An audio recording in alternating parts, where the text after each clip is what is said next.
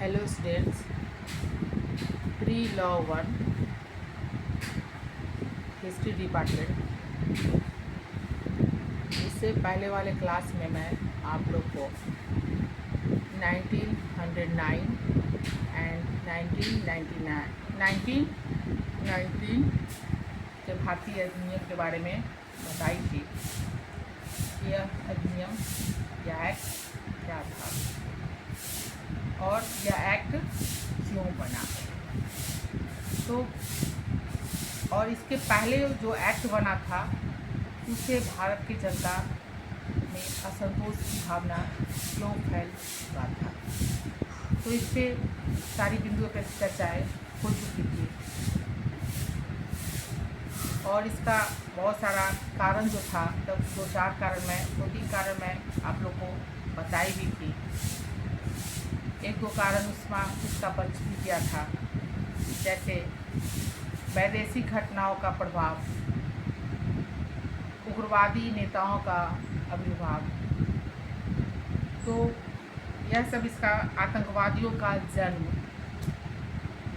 तो यह इसका पॉइंट है इसके कारण का। और आज मैं आप लोग को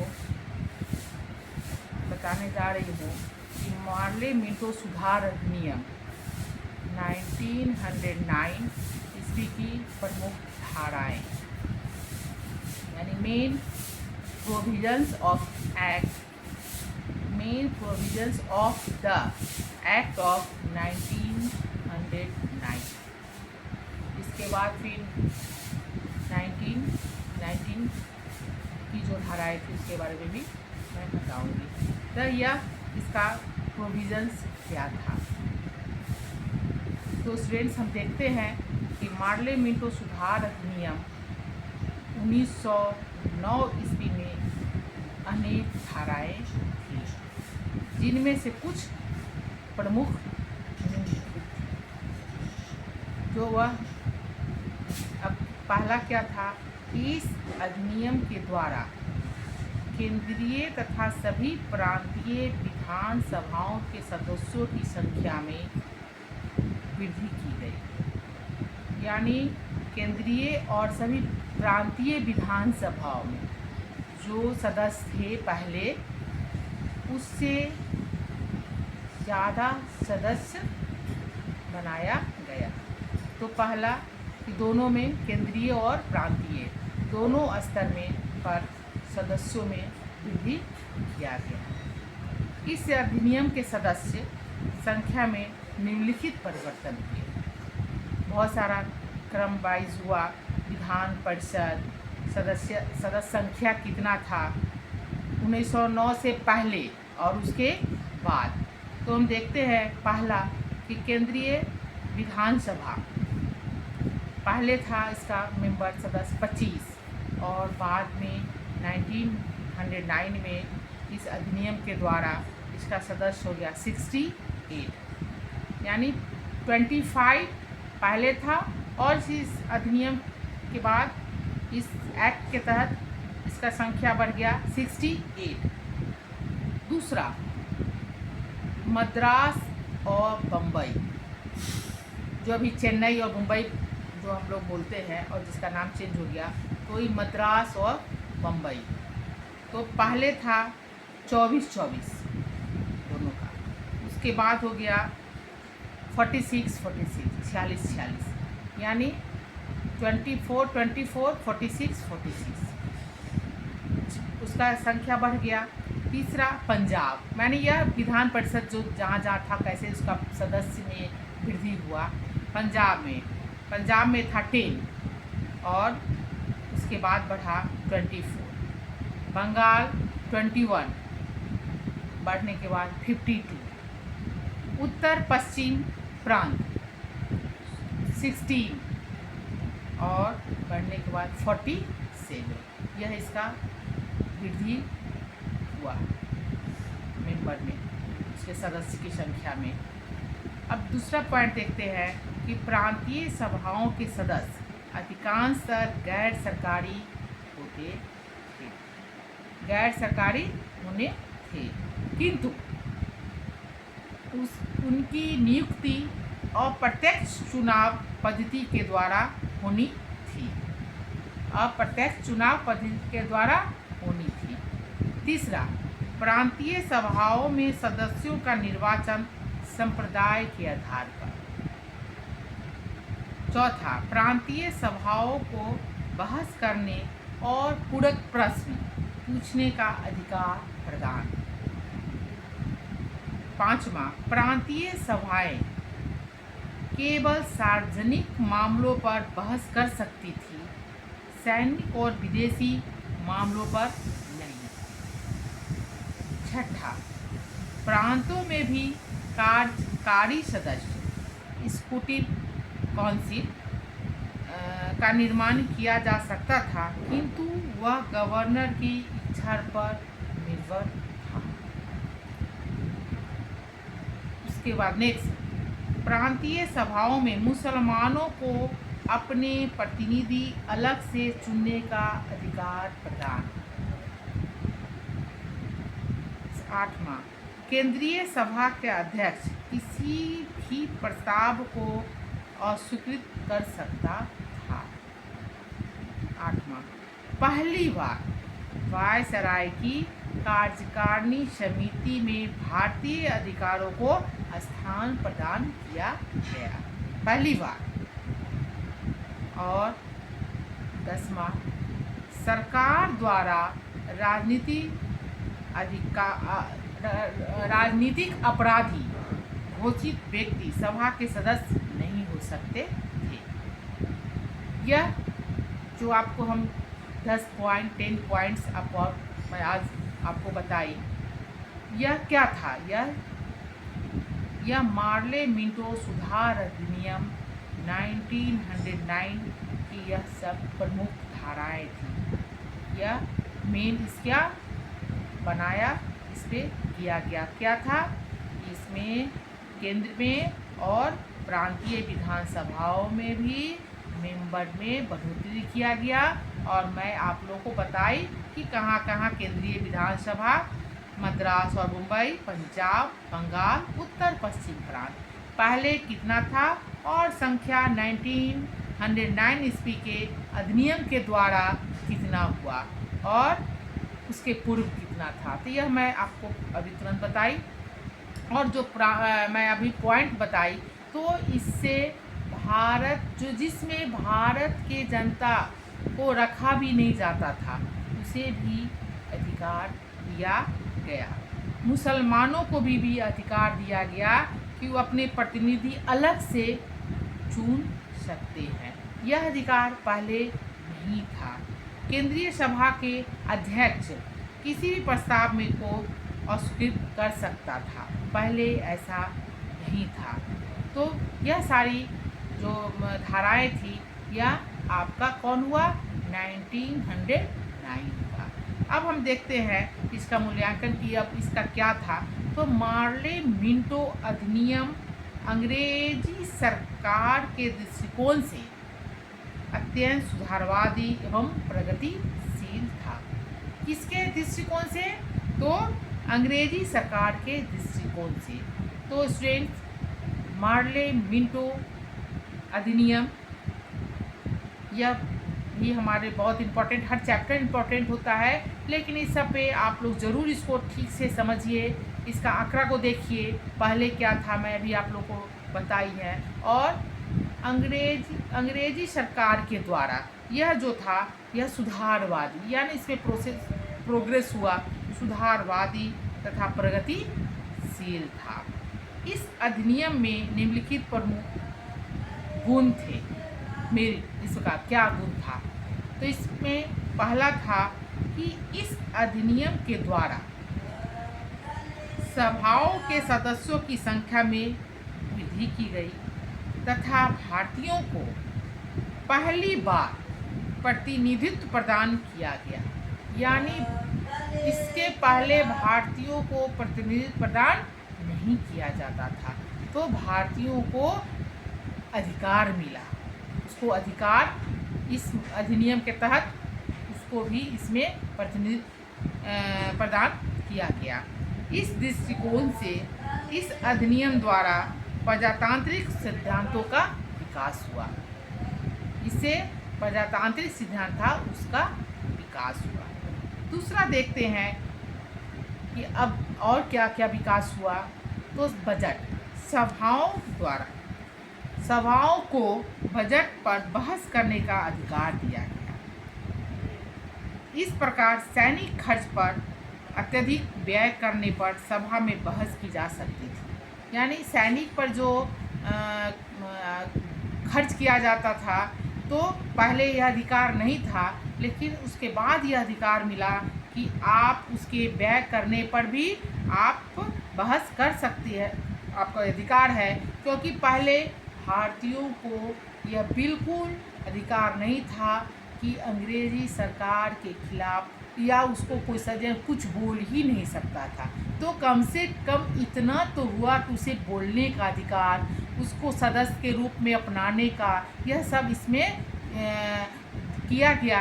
इसके लिए भी अंग्रेजी सरकार ने इसको अपने शब्दों में बोला कि यह एक सुधारवादी और प्रगतिशील था, यह अंग्रेजी सरकार के दृष्टिकोण से।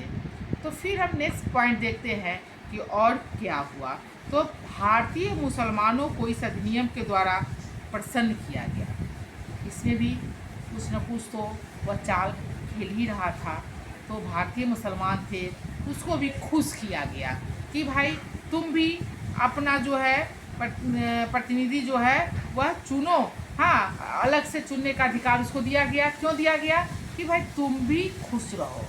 क्योंकि अंग्रेज तो अपना चाहता था कि भाई हम अपना शासन यहाँ कायम रखें, लेकिन अब यह अधिनियम पारित करना अब उसके लिए मजबूरी भी हो गई थी।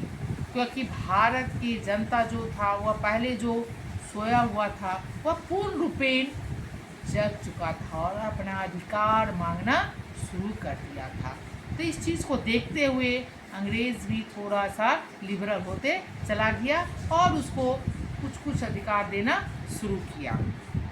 फिर देखते हैं कि प्रांतों में भी कार्यकारिणी, जो उसके प्रांत के जो कार्यकारी समिति के स्थापना की जा सकती थी। उसके बाद स्टूडेंट्स देखते हैं कि उपरोक्त गुणों, यह सब इसका जो मेरिट था के पश्चात भी भारतीयों द्वारा इस अधिनियम की कटु आलोचना की गई। इस अधिनियम का वो लोग आलोचना इसका किए, किसके द्वारा? भारतीय जनता के द्वारा, भारतीयों द्वारा। क्योंकि उसकी किसी भी मांग को स्वीकार, उनका जो अपना मांग था उसको स्वीकार ढंग से नहीं किया। इसमें भी पहले मैं बताई कि इसमें भी वो अपना गेम ही खेल के कुछ किया, जिससे भारतीय जनता बहुत ज़्यादा संतुष्ट। कैसे संतुष्ट होता? स्वाभाविक है, वह संतुष्ट कैसे हो पाता? जो वह अपना डिमांड किया तो उस डिमांड को वह पूरा नहीं कर पाता था। वह चालाकी से, आप देखें कि मुसलमानों को भी दिया, उसको खुश करने के लिए दिया। यानी उसकी भावना अभी भी थी, फूट डालो और राज करो। अब फूट डालने का उसकी यह प्रोसेस उसका चलता रहता था। तो भारतीयों में भी इसका जम के इसका आलोचना किया। देखते हैं कि इसके अतिरिक्त जो भी कुछ भी देने का कहा गया वह वास्तविक नहीं था। यही कारण है कि कहा जाता है कि 1909 ईस्वी के सुधारों ने भारतीयों को सार नहीं, छाया प्रदान की। यानी एक छाया के रूप में, हाँ, वह दिया। यह कोटेशन है कि वह एक छाया के रूप में दिया। और देखते हैं कि इस अधिनियम के पश्चात भी संपूर्ण शक्ति अंग्रेजों के हाथों में ही केंद्रित रही। इसके बाद भी जो केंद्रीय शक्ति थी, उसी का शासन था, वह उसी के हाथ में रही। क्योंकि भारतीय जनता जो वह बना कर दिया, उस प्रस्ताव को वह स्वीकृत नहीं किया। वह अपने अनुसार कहीं कहीं पर वह जहाँ पे उसको सूट किया और इससे देखा कि हम भारत की जनता को हो सकता है मूर्ख बना रहे हैं, लेकिन नहीं, अब तो भारत की जनता जागरूक हो चुका था, तो वह नहीं वैसा किया। इसी के लिए कहा गया है कि 1919 के जो अधिनियम था में सुधार जो हुआ था, और भारतीयों को सार नहीं छाया प्रदान की। अब हम आगे देखते हैं कि पहला इसके दोष, अब मेरिट आपको बताएं, यह सब मेरिट था।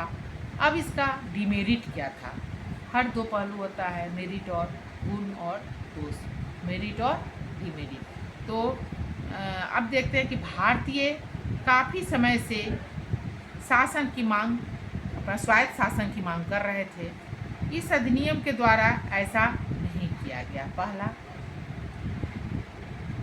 दूसरा, संसदीय प्रणाली, जो उसकी संसदीय प्रणाली स्थापित करने का दिखावा किया गया।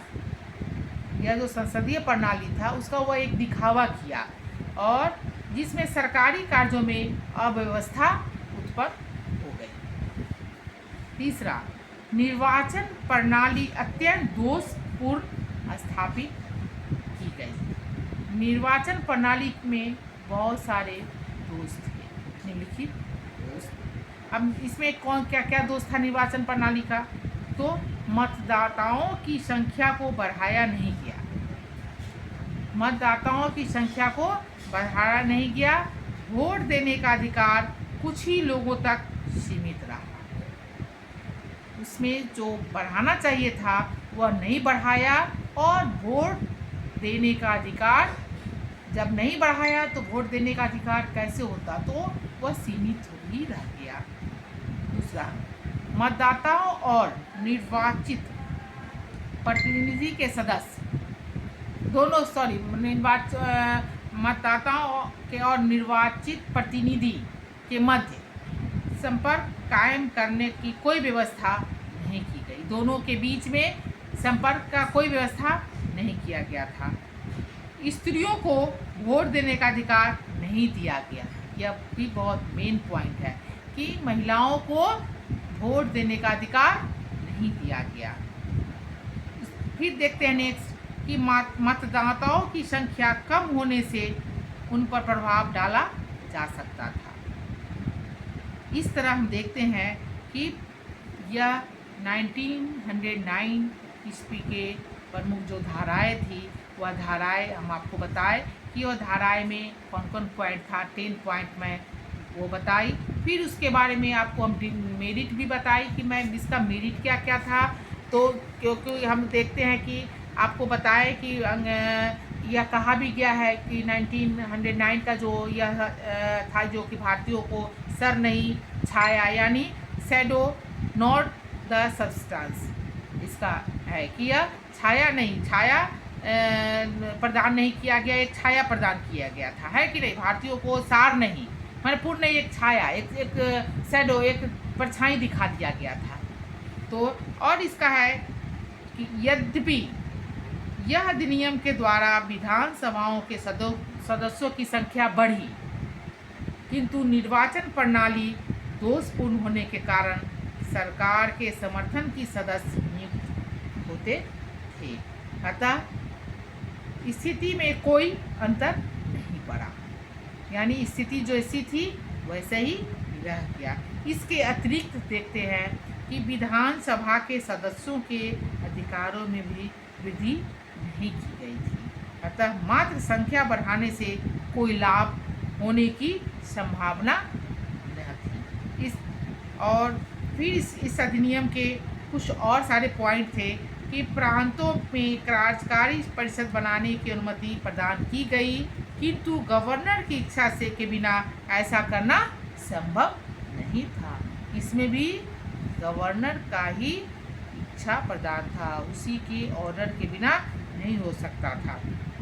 इस अधिनियम इस प्रकार 1909 ईस्वी के सुधार अधिनियम अपने उद्देश्य में असफल रहा। यह जो इसका जो यह एक धाराएं थी, यह देखा जाता है कि इसमें यह असफल रहा। और इस अधिनियम में इतने दोष थे, इतने दोष व्यापक हो गए थे कि भारतीयों द्वारा इसका विरोध किया जाना स्वाभाविक ही था।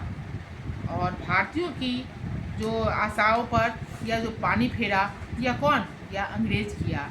इस अधिनियम का सबसे प्रमुख परिणाम इसके द्वारा सांप्रदायिकता को बढ़ाना था। स्टूडेंट्स, इससे पहले मैं बताई कि कैसे वह मुसलमानों को अधिकार दिया और उसको प्रसन्न करने का, तो सांप्रदायिकता को भी वह बढ़ावा दिया। और भारतीय संवैधानिक सुधार रिपोर्ट में इस अधिनियम के विषय में लिखा, क्या लिखा कि यह इतिहास के सिद्धांतों के विरुद्ध था। इसने वर्गों एवं संप्रदायों में दूरी बढ़ाने का प्रयास किया। वह स्वायत्त शासन के सिद्धांत के विकास में एक भारी रुकावट था। स्टूडेंट्स, आज का यह आपका जो टॉपिक था, यह क्या टॉपिक था कि 1909 की प्रमुख धाराएं, मार्ले मिंटो सुधार अधिनियम 1909 की प्रमुख धाराएं, यानी main provisions of the act of 1909।